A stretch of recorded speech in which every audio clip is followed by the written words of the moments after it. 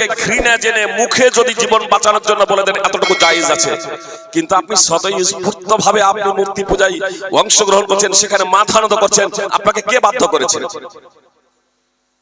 যে আপনাকে টিকিট দেবে না? তাই এটা বাধ্য নয়।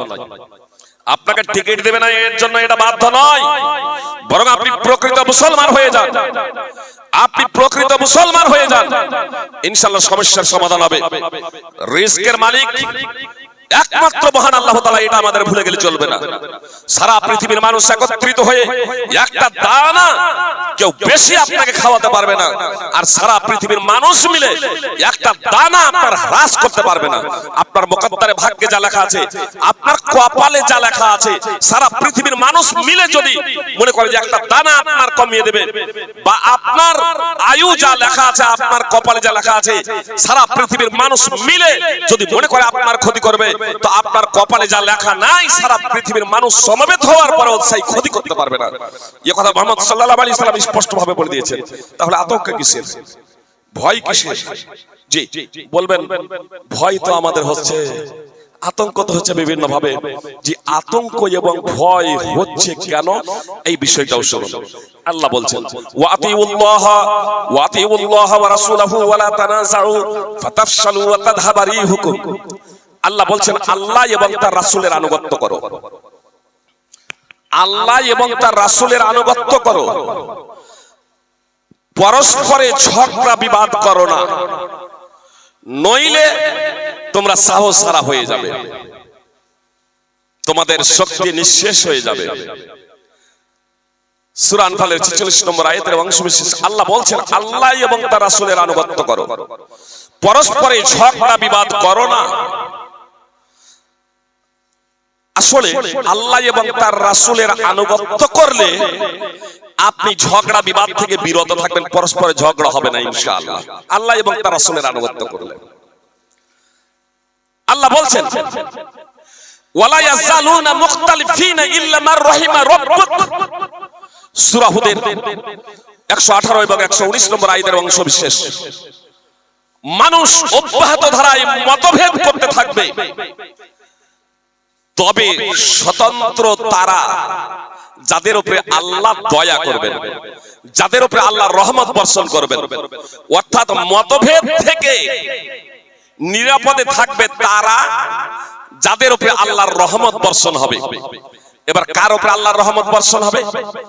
আল্লাহ বলছেন, ওয়াতিউল্লাহ ওয়া রাসূল লাআল্লাকুম তুরহামুন। আল্লাহ এবং রাসূলের আনুগত্য করো, তোমাদের প্রতি দয়া করা হবে, তোমাদের প্রতি রহমত বর্ষণ করা হবে। সূরা আলে ইমরান ৩ নম্বর সূরা ১৩২ নম্বর আয়াত।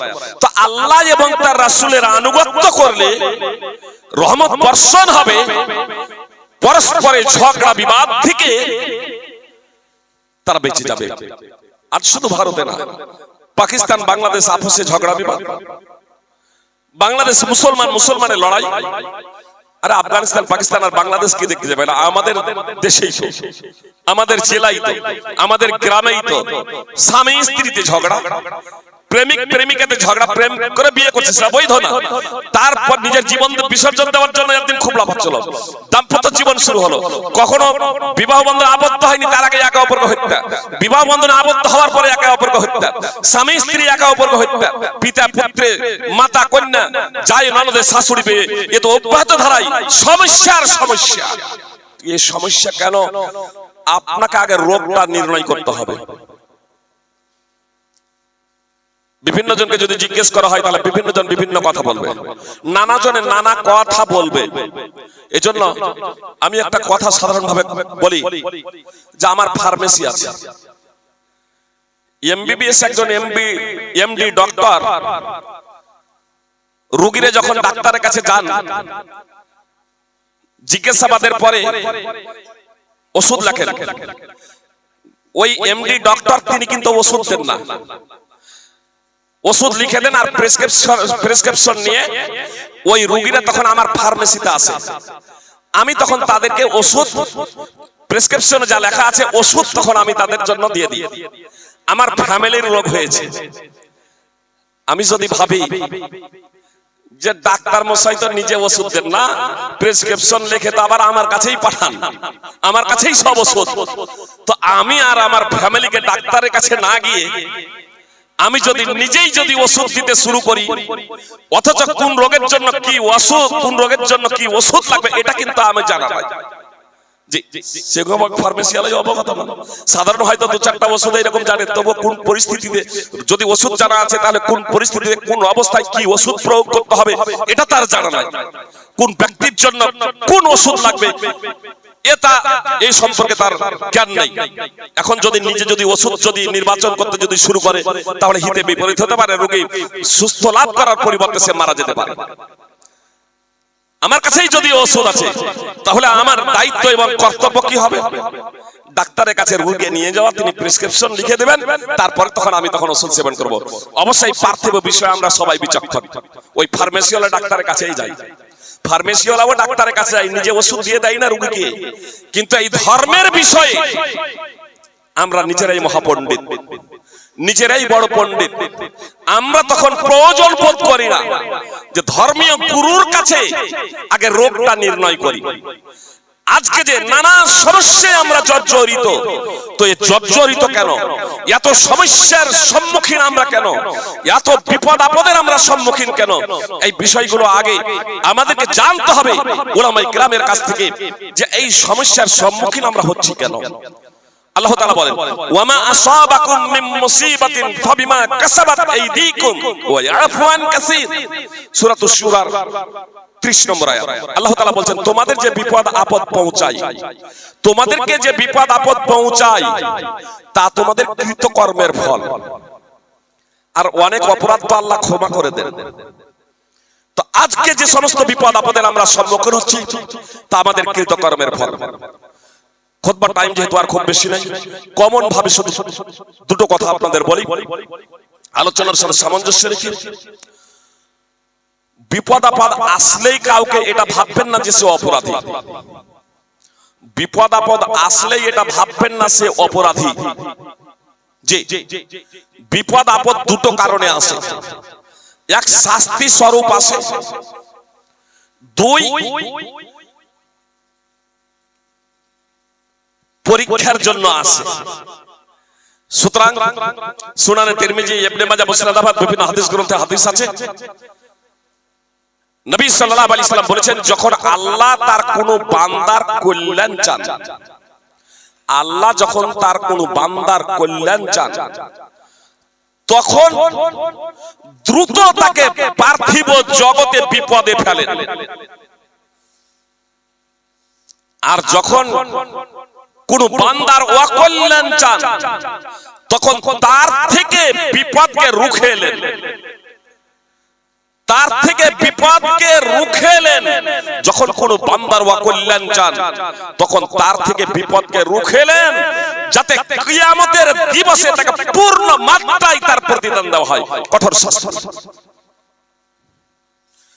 দুনিয়ায় বিপদের মাধ্যমে যখন আল্লাহ কাউকে ভালোবাসেন, সুতরাং মুহাম্মদ সাল্লাল্লাহু আলাইহি সাল্লাম বলছেন, মাইয়ুরিদিল্লাহু বিহি খায়রা ইউসিব মিন, আল্লাহ যার কল্যাণ চান তাকে বিপদে ফেলেন। সহিহ বুখারীর হাদিস, হাদিস নম্বর 5645। আল্লাহ যার কল্যাণ চান তাকে বিপদে ফেলেন। এই বিপদে যদি সে বিপদের সম্মুখীন হওয়ার পরে যখন সে সন্তুষ্টি প্রকাশ করে, হা হুতাশ করে না, ধৈর্য ধারণ করে, সন্তুষ্টি প্রকাশ করে, তো তার জন্য রয়েছে আল্লাহ তাআলার সন্তুষ্টি। আর সে যদি হা হুতাশ শুরু করে দেয়, অসন্তুষ্ট হয়ে যায়, তাহলে তার জন্য রয়েছে আল্লাহ তাআলার অসন্তুষ্টি। তা আমরা বিপদে যে পড়ছি, সমস্যার সম্মুখীন হচ্ছি, এটা আল্লাহ আমাদের ভালোবাসেন তাই নাকি শাস্তি স্বরূপ? জেনে রাখবেন, আমরা যদি কোরআন এবং সুন্নাহ অনুযায়ী জীবন যাপন করি, পূর্ণ মাত্রায় আমরা যদি আল্লাহ এবং তার রাসূল সাল্লাল্লাহু আলাইহি সাল্লামের আনুগত্য করি, আর তারপরে যদি আমাদের উপরে বিপদ নেমে আসে, তাহলে আমাদের জানতে হবে আল্লাহ আমাদের ভালোবাসেন, আমাদের মর্যাদা বৃদ্ধির জন্য, কিংবা আমাদের যে সমস্ত অপরাধ আছে, পাপ আছে, গুনাহ আছে, সেগুলো মোচনের জন্য আল্লাহ তাআলা আমাদের বিপদে ফেলছেন। কিন্তু আমরা যখন আল্লাহ এবং তার রাসূলের আনুগত্য যথাযথভাবে করি না, তাহলে জানতে হবে যে আল্লাহ তাআলার পক্ষ থেকে এটা আমাদের শাস্তি। সুতরাং আল্লাহ তাআলা বলেন সেই ফিতনা থেকে তোমরা বাঁচো যা শুধু তোমাদের মধ্যে যারা জালেম তাদেরকেই বিশেষ করে স্পর্শ করবে না। জেনে রাখো আল্লাহ তাআলার শাস্তি কঠিন। এই ফিতনা বলতে কি সূরা আনফালের 25 নম্বর আয়াত, এর নির্যাস মুফাসসিরিনে কেরাম উল্লেখ করেছেন সৎ কাজের আদেশ এবং অসৎ কাজে বাধা প্রদানের দায়িত্ব এবং কর্তব্য ছেড়ে দেওয়া। তখন আল্লাহ তাআলা সার্বিকভাবে তার শাস্তি এবং আযাব প্রেরণ করেন। সুতরাং সুনানে তিরমিজি এবং মুসনাদ আহমদ হাদিস আছে রাসূল সাল্লাল্লাহু আলাইহি সাল্লাম বলেছেন অবশ্যই তোমরা সৎ কাজের আদেশ করবে, অবশ্যই তোমরা সৎ কাজের আদেশ করবে এবং অসৎ কাজে বাধা প্রদান করবে, অন্যথায় আল্লাহ নিজের পক্ষ থেকে আযাব প্রেরণ করবেন, শাস্তি প্রেরণ করবেন। সুম্মা তাদউনাহু, অতঃপর তোমরা দোয়া করবে আল্লাহর কাছে, ফালা ইউস্তাজাবু লাকুম, আর তোমাদের দোয়া কবুল করা হবে না। সুনানে তিরমিজি হাদিস নম্বর 2169। তো আল্লাহ রাসূল সাল্লাল্লাহু আলাইহি ওয়াসাল্লাম স্পষ্ট ভাবে বললেন সৎ কাজের আদেশ এবং অসৎ কাজে বাধা প্রদান করবে। যদি এটা করো তাহলে কি হবে? আল্লাহ এবং তার রাসূলের যদি আনুগত্য করো কি হবে? তাহলে রহমত বর্ষিত হবে, শাস্তি থেকে বেঁচে যাবে, আযাব থেকে বেঁচে যাবে, নানা সমস্যা থেকে তোমরা মুক্ত থাকবে, নিরাপদে থাকবে। আর যদি এমনটি না করো তো মুহাম্মদ সাল্লাল্লাহু আলাইহি ওয়াসাল্লাম বলছেন আল্লাহ তাআলার পক্ষ থেকে অতি সত্বর আল্লাহ আযাব প্রেরণ করবেন, শাস্তি প্রেরণ করবেন। আজকে আমরা একটু মূল্যায়ন করে নিজেদের জীবনকে নিয়ে বলবেন কোন আলেম তো বলেন যে সৎ কাজের আদেশ অসৎ কাজে বাধা প্রদানের দায়িত্ব কর্তব্য আলেমদের, এটা জনসাধারণের না। অবশ্যই এতে সন্দেহের কোনো অবকাশ নেই যে সূক্ষ্ম বিষয় সম্পর্কে, অভিনব সমস্যা সম্পর্কে সমাধান দিবেন কোরআন এবং সুন্নাহর আলোকে। কোরআন এবং সুন্নাহ সম্পর্কে যারা পারদর্শী, আলেমদের দায়িত্ব এবং কর্তব্য তারা জনগণের সংস্কার এবং সংশোধন করবেন। কিন্তু কতগুলো বিষয় আছে যেগুলো একেবারে সর্বজন বিদিত। জি, তাওহীদ, একত্ব, শিরক, নামাজ, রোজা, সুদ, ঘুষ, নেশাজাত দ্রব্য, এগুলো আমরা সার্বিকভাবে সবাই অবগত। জি, তো এগুলো আমাদের সকলেরই দায়িত্ব এবং কর্তব্য। আপনার স্ত্রী নামাজ পড়ে না, আপনার সাবালক ছেলে সাবালিকা মেয়ে নামাজ পড়ে না, কিংবা নামাজ পড়ে ফজরের সময় তারা বিছানায় ঘুমিয়ে আছে, জাগছে না, তো মসজিদের ইমাম যাবে আপনার স্ত্রীকে জাগাতে, মসজিদের ইমাম সাহেব যাবেন আপনার সাবালিকা মেয়েকে জাগাতে। নাউযুবিল্লাহি মিন যালিক। জি না, এটা আপনার দায়িত্ব কর্তব্য যে আপনার স্ত্রীকে আপনি জাগাবেন, আপনার ছেলেকে আপনি জাগাবেন, আপনার মেয়েকে আপনি জাগাবেন। এটা আপনার দায়িত্ব এবং কর্তব্য, এটা আপনার দায়িত্ব এবং কর্তব্য। সুতরাং রাসূল সাল্লাল্লাহু আলাইহি সাল্লাম বলেছেন মারা মিনকুম মুনকারান ফালিয়ুগাইয়িরহু বিয়াদিহি, তোমাদের যে কেউ অন্যায় দেখবে সে যেন হাতের দ্বারা বাধা প্রদান করে। যে কেউ, এ কথা বললেন না শুধু আলেমরা, যে কেউ। এমনকি আল্লাহ তাআলা বলছেন কুল হাযিহি সাবিলি আদউ ইলাল্লাহি আলা বাসিরাতিন আনা ওয়া মান ইত্তাবাআনি। মুহাম্মদ সাল্লাল্লাহু আলাইহি ওয়াসাল্লাম আপনি বলে দিন এটা হচ্ছে আমার পথ, তাওহীদ একত্বের পথ হলো আমার পথ। আদউ ইলাল্লাহি আলা বাসিরাতিন আনা ওয়া মান ইত্তাবাআনি, আমি আল্লাহর দিকে জেনে বুঝে আহ্বান করি, দাওয়াত দিই। আল্লাহর দিকে জেনে বুঝে আমি দাওয়াত দিই। ওয়া মান ইত্তাবাআনি, এবং যারা আমার অনুসারী হোক সে পুরুষ এবং মহিলা।